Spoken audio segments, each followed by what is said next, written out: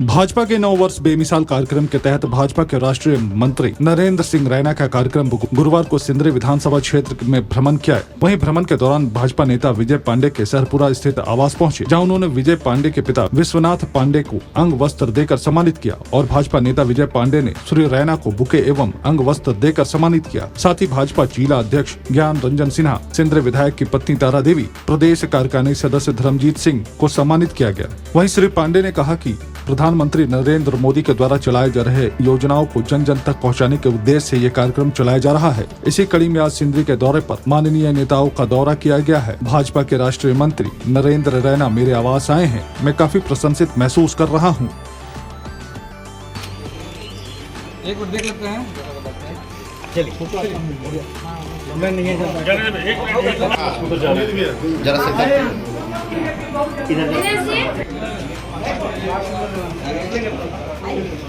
ऐसा है कि आदरणीय प्रधानमंत्री जी के कार्यकाल के 9 वर्ष पूरे हुए।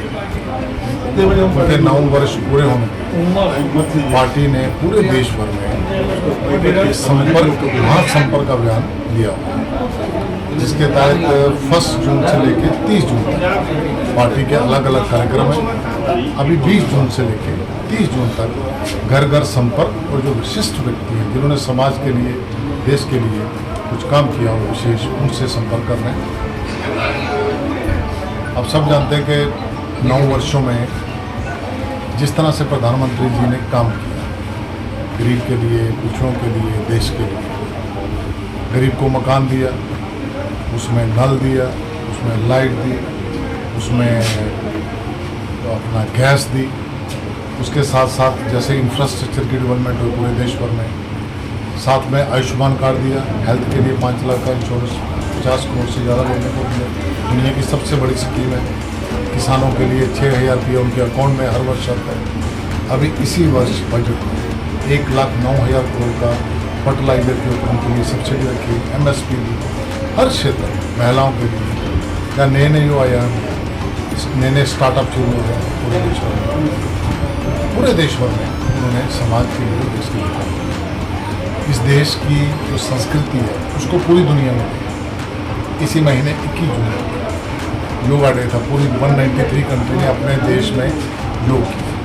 इस देश की संस्कृति है राम जन्मभूमि, भव्य मंदिर वहाँ बन रहे। इस देश की संस्कृति को दुनिया में ले, जैसे कि कोरोना में 2 वैक्सीनेशन तैयार किए, अपने लोगों को तो फ्री वैक्सीनेशन दी, फिर 100 कंट्रीज से ज़्यादा 30 करोड़ वैक्सीनेशन की दूसरी कंट्रीज को, तो दुनिया में भी इंसानियत बचनी चाहिए।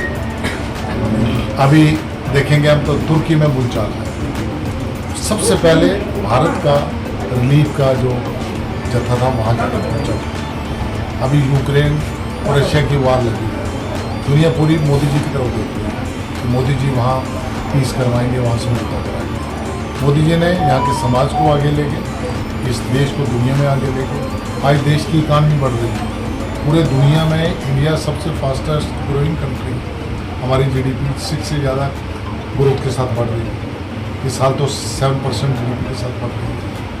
तो जितने अभी देश में G20 के सम्मेलन चल रहा है, अब देखेंगे उन कंट्रीज़ में, दुनिया की डेवलप कंट्रीज जो 80% दुनिया का GDP को कंट्रोल करती है, उसमें भी इंडिया सबसे फास्टेस्ट ग्रोथ है। अभी इंडिया 14 में दुनिया में 10वें नंबर पे था, आज 5वें नंबर पे। इंग्लैंड को हमने पीछे, अब 1-2 वर्षों में मुझे लगता है जर्मनी और जापान को पीछे छोड़ के हम 3रे नंबर पे आए।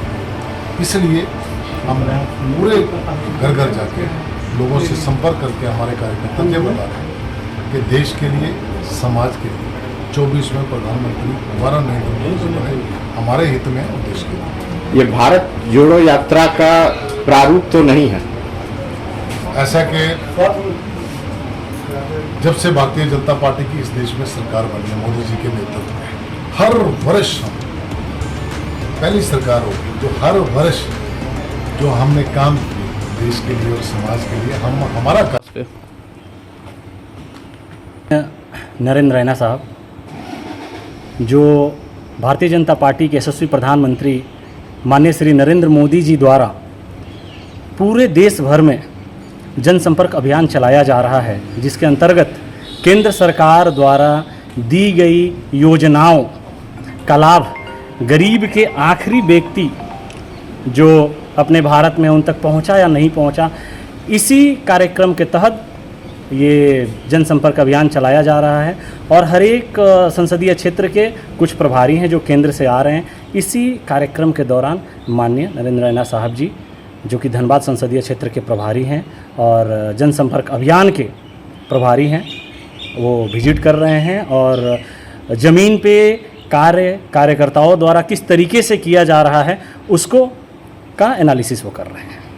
आज आवास आए आपके, क्या कुछ चर्चा होती हुई?